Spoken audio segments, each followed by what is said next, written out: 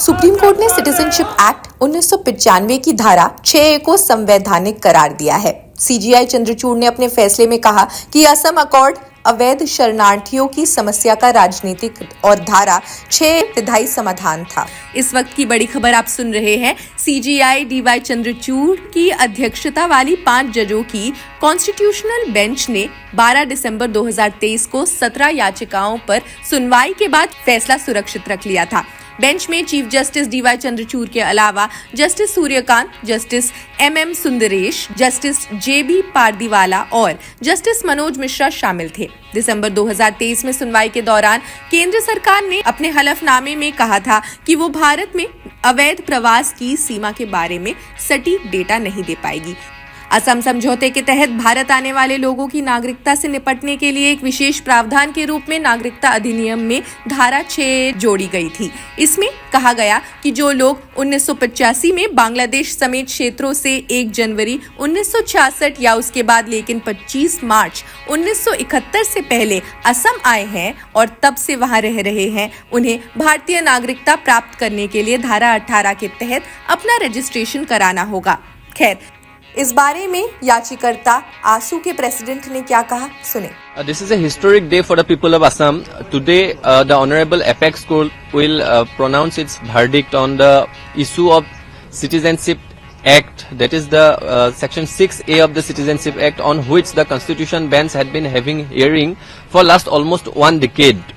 So, after the verdict, an unnecessary debate that had been going on in Assam for a long time, that whether the base year for determination of foreigners should be 1951 or 1971, it will be erased from today onwards. And the All Assam Students Union, we are the signatory of the Assam Accord, and we deeply believe that Honorable Apex Court will today impart justice upon the people of Assam. It will uphold the Section 6A of the Citizenship Act 1955, and thereby it will justify the base year that is pronounced in the historic Assam Accord, that is 24th March of 1971.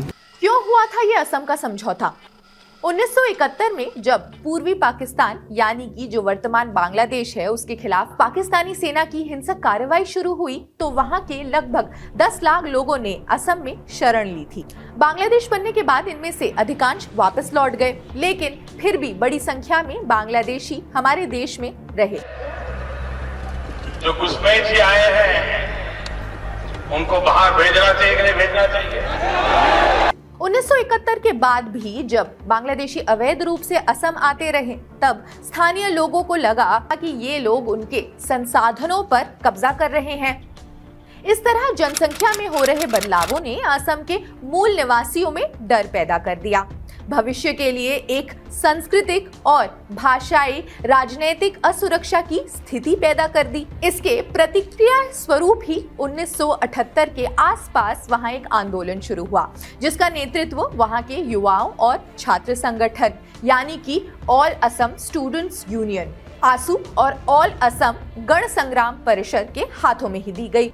इस समय ये मांग भी जोर पकड़े हुए थी कि विधानसभा चुनाव कराने से पहले ही विदेशी घुसपैठियों की समस्या को दूर किया जाए। बांग्लादेशियों को वापस भेजने के अलावा आंदोलनकारियों ने 1961 के बाद राज्य में आने वाले लोगों को वापस भेजे जाने या उन्हें कहीं और बसाने की मांग की। इन्हीं मुद्दों को लेकर आंदोलन उग्र हो गया और राजनीतिक अस्थिरता की स्थिति भी उत्पन्न हो गई। 1983 के विधानसभा चुनाव में राज्य की बड़ी आबादी ने मतदान का। इसी दौरान राज्य में आदिवासी भाषाई और सांप्रदायिक पहचान के नाम पर बड़े पैमाने पर कई आंदोलन हुए, हिंसा भड़की। स्थिति इतनी बिगड़ी कि 1984 के आम चुनावों में राज्य के 14 संसदीय क्षेत्रों में चुनाव ही नहीं हो पाए। असम में घुसपैठियों के खिलाफ वर्ष 1979 से चले लंबे आंदोलन और 1983 के भीषण हिंसा के बाद समझौते के लिए बातचीत की प्रक्रिया शुरू हुई। इसके परिणाम स्वरूप 15 अगस्त 1985 को केंद्र सरकार और आंदोलनकारियों के बीच समझौता हुआ। ऑल असम स्टूडेंट्स यूनियन आसू और कुछ अन्य संगठनों तथा भारत सरकार के बीच हुआ ये समझौता ही असम समझौता कहलाता है। असम समझौते के मुताबिक 25 मार्च 1971 के बाद असम में आए सभी बांग्लादेशी नागरिकों को यहां से जाना होगा, चाहे वो हिंदू हो या मुसलमान। इस समझौते के तहत 1951 से 1961 के बीच असम आए सभी लोगों को पूर्ण नागरिकता और मतदान का अधिकार देने का फैसला लिया गया। इस समझौते के तहत 1961 से 1971 के बीच असम आने वाले लोगों को नागरिकता तथा अन्य अधिकार दिए गए, लेकिन उन्हें मतदान का अधिकार नहीं दिया गया। इस समझौते का पैरा 5.8 कहता है कि 25 मार्च 1971 या उसके बाद असम में आने वाले विदेशियों को कानून के अनुसार निष्कासित किया जाएगा। ऐसे विदेशियों को बाहर निकालने के लिए इस समझौते के तहत विधानसभा भंग करके 1985 में चुनाव कराए गए, जिसमें नवगठित असम गण परिषद को बहुमत मिला और आसू के अध्यक्ष प्रफुल्ल कुमार महंत असम के मुख्यमंत्री बने। इस समझौते में असम के आर्थिक विकास के लिए पैकेज भी दिया गया था तथा अहमिया भाषी लोगों की सांस्कृतिक, सामाजिक और भाषाई पहचान सुरक्षित रखने के लिए विशेष कानूनी और प्रशासनिक उपाय किए गए। इसके साथ ही असम समझौते के आधार पर मतदाता सूची में भी संशोधन किए गए थे। नागरिकता संशोधन अधिनियम सीएए जो 2016 का है, 2019 में संसद द्वारा मंजूरी दे दी गई। इस कदम का भारत में मुख्य रूप से असम में व्यापक विरोध हुआ।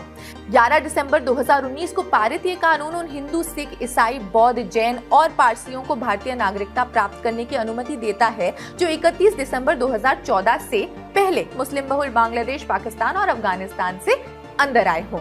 अब एनआरसी क्या है? 1955 के नागरिकता अधिनियम के तहत स्थापित राष्ट्रीय नागरिक रजिस्टर यानी कि एनआरसी विशेष रूप से भारतीय नागरिकों का एक रिकॉर्ड है। इसका मुख्य उद्देश्य वैध भारतीय निवासियों की पहचान करना है और अब तक इसे केवल असम में ही लागू किया गया है। हालांकि गृह मंत्री अमित शाह द्वारा अवैध अप्रवासियों की पहचान के लिए एनआरसी को देश भर में विस्तारित करने की योजना की घोषणा भी की जा चुकी है।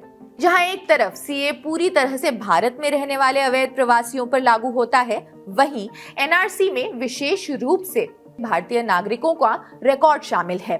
सरकार के आश्वासन के बावजूद सीए और एनआरसी के संभावित संयुक्त प्रभाव के बारे में अगर हम बोले तो चिंताएं जताई जा रही है, इस डर के साथ कि मुसलमानों को एनआरसी से बाहर रखा जा सकता है, जिससे वो राजविहीन हो जाएंगे।